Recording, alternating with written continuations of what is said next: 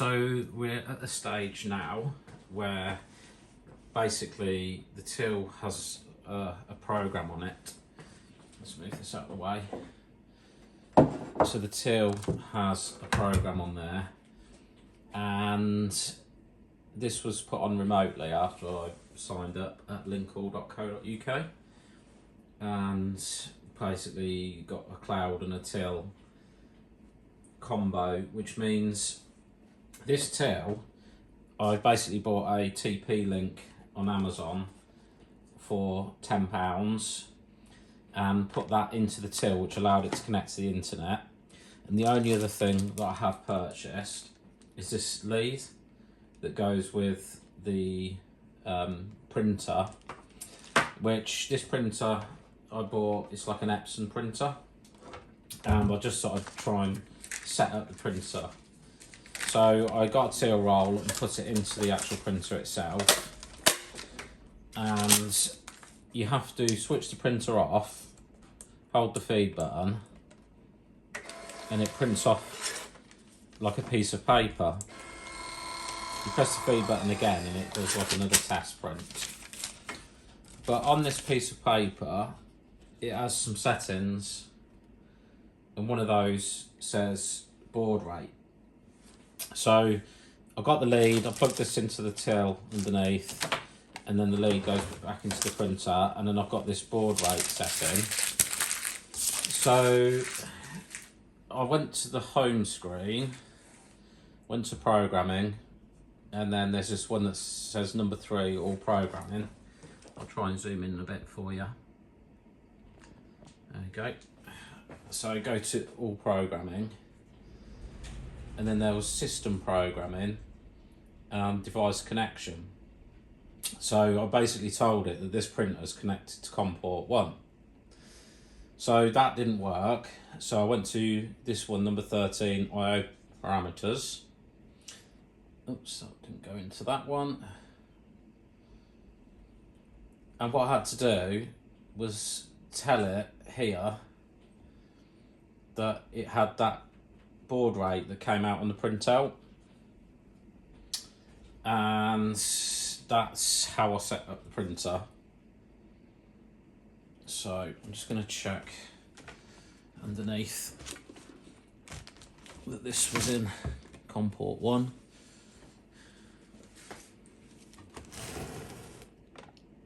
Yeah, so COM port 1, receipt lead. Yep.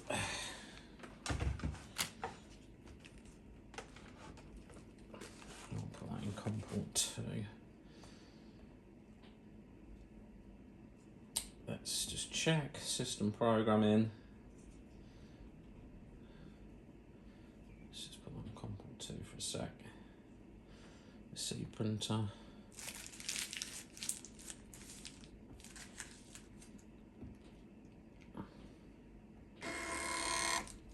Right. Yes. So look, I didn't put in the actual baud rates in correctly because I actually plugged it into COM port 2. So if I go back to all programming, system programming,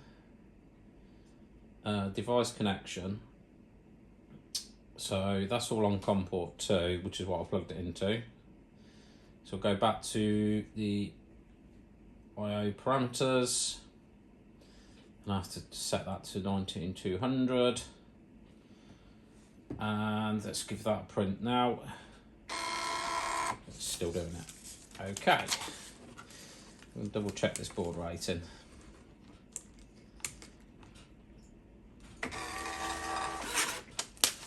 Oh, it was actually 115200 this was supposed to be. I'm making a mess of this. It's my first time. IO parameters. So it's actually 115. Just do that one as well. Just want to check.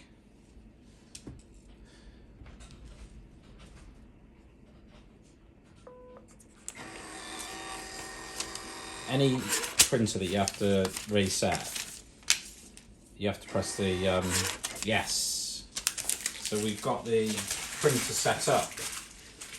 So that's the printer settings, which is pretty good. And what I've done is I've set this, so you get a login, and it's called touchoffice.net. And what happens is the cloud is connected to the till itself. So if we go in, come out a bit for you. So you get this cloud login. So it's www.touchoffice.net. Now, after I signed up with this company, linkall, so I went in, I went to subscriptions. I did it on my phone. I paid via Apple Pay.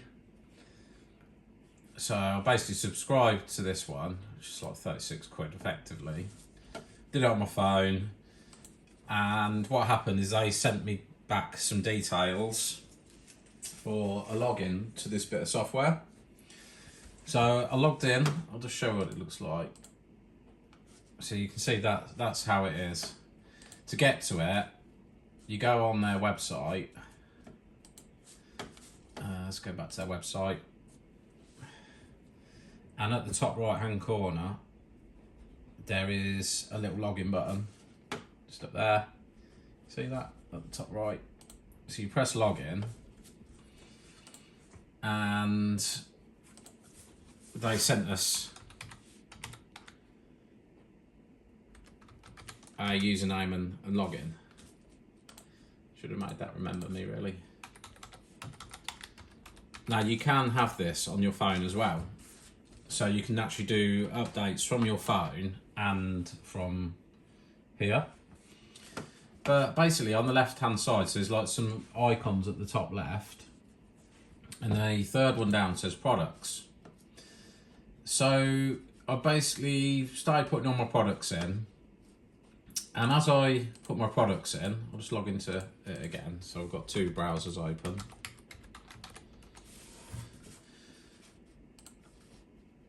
When you start adding the products, they appear on the screen. So you can look at the screen on the cloud by going programming on the left and keyboard allocation. So you've got like this sidebar that all the little icons are on. And you go into the PLUs and basically there's a range for each area that you put this in. So this is purely for a pub restaurant, so pub doing food. So you, like I've put Peroni in, PLU number 202, I put the price in at £3.50 and I press save. So I thought, yeah, that's great.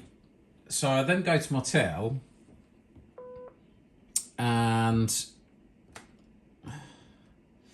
went into my till and I went to bottled. So just come in.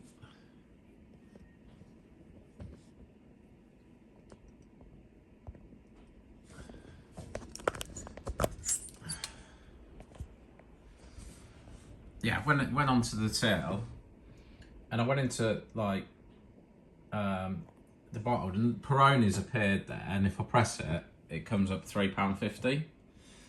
So everything you do on this cloud comes up on the actual till itself. And just bring that down a bit. So that's how all that works.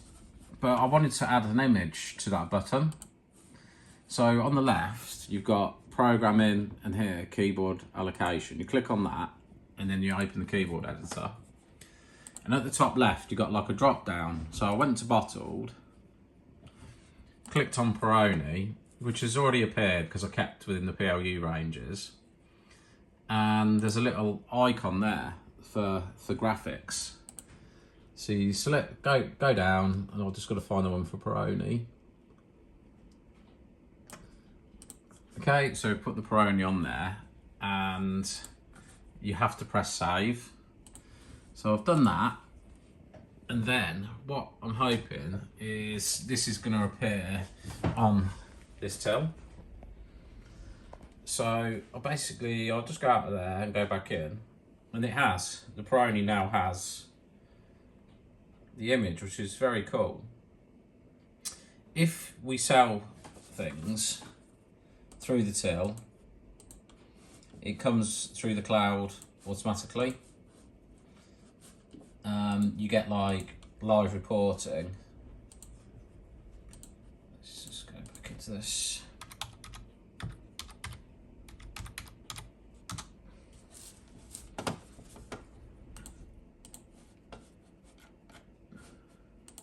You've got all these permissions that you can change in your Touch Office. So like if you've got managers working for you, you would not allow them to see like your sales data, but you might allow them to effectively change things on the actual till. So we can see that there's information coming through. So if I sell like these drinks, these two Peronis,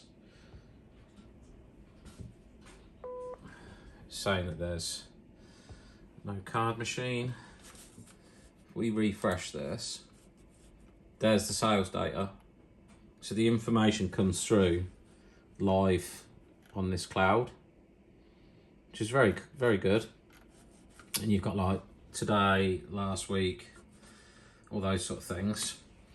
So the screen layout has a keypad that you log into, and the card machine that we're having is also got that facility as well.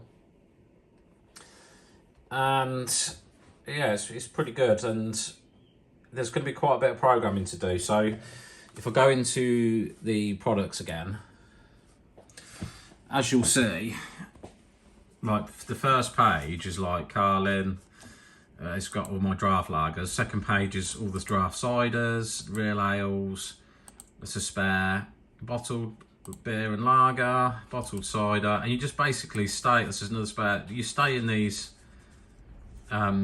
ranges and they automatically appear on the screen, which is pretty smart because it's very quick to do. When you're doing gins and spirits, you've got like a first price and then a third price, which is for the doubles. When you go back and look at your draft, if you look at the Carlin, you've got your first price and then your second price is a half. So you can program everything from the cloud. But say if I wanted to do something on this machine, say if I wanted to do something specific, when you log off and you go to the home page, you've got like these icons that you can use. And when you go to programming, you log in, you've got all these different options, and all of those, it's the same programming as the actual back office as well. So if I go into the keyboard layout, you can scroll up and there's a spare. So like you've got all of the same screen as you get on basically the Touch Office. If I go on there. So I was thinking, what happens if you was to change something on? So if I go, look, that's that screen and that's that screen there. So you basically got two things. But like my Bulmers, what if I went on there and put in, scroll through. If I put the Bulmers image on the actual till, which is quite smart, and I come out of there, what happens to this now to the cloud? So I'll close that off a sec, and now I want to see what's going to happen, because if I go to the keyboard editor, which is where you can do it all on the cloud, what's happened to that bottle screen now? It's taken the actual, so you can do it on the cloud and on the till system itself, which is pretty amazing. So that's the programming side of it seems very easy. I have got to do food menu, so I'm not sure how that's all going to work.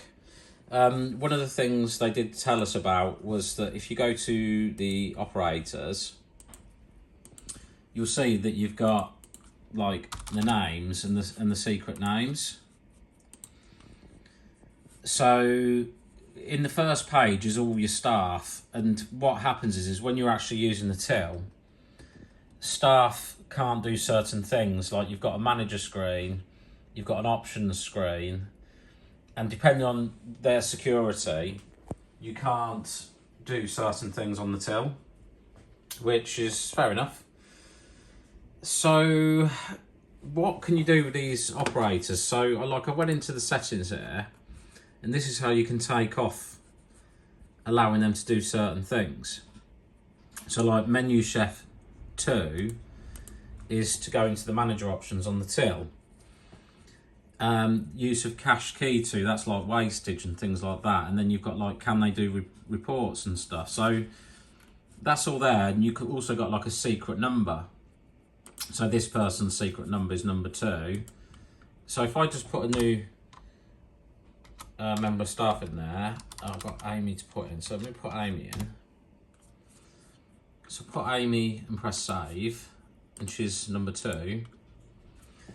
Now, if I use number 2 on here, it tells her about allergens. You can turn that off, I believe. But Amy's come up on there. So I just wanted to see if we could put like other things on her name. Like, I'm going to try out emojis, perhaps. So if we go to one of these places, let's just go into here. Should have probably got this ready before I did the video, but you're learning with me, so that's fine. So if I take, she's going to be in the kitchen, so let me just take this chef emoji. So I'm like copying this. It's up there. There it is. So I copy that. Sorry, my very first time using this emoji copy thing. So if I go into her name and paste, it's put those little emojis on there. So press save. Now I want to know if that goes to the till. Can the till take that? So I logged out, and now I'm logging back in again. And yeah, it has. It's taken them at the top. So there's quite a bit you can do with the staff. The other thing I was going to say is with the receipt printer, we need to put in a receipt logo. So when we give customers a receipt, that side of it will it'll print with all our details on there, basically, which is obviously what I want. So let's, and I'll probably want to put a VAT number on there as well.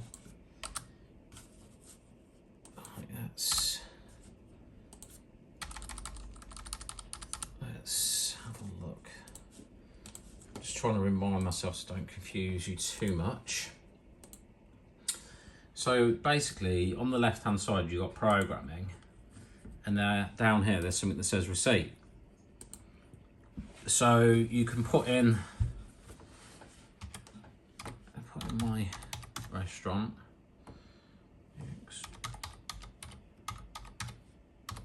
and you can select like bold and stuff like that. Bottom message.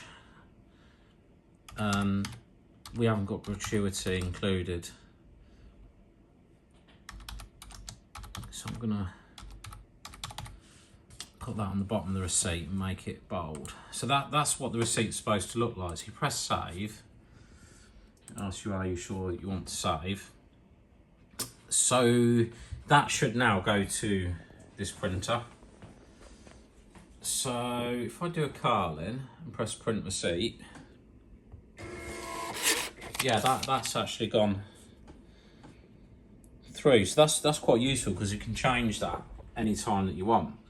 So that's very good. So yeah, so we've done setting up the printer, setting up the receipts, connecting the printer. We've seen how the staff works. Now you can put emojis on and change the receipt. So for now, I think that's enough, and then we'll move on to, once I've done all the programming, I'll come back to you.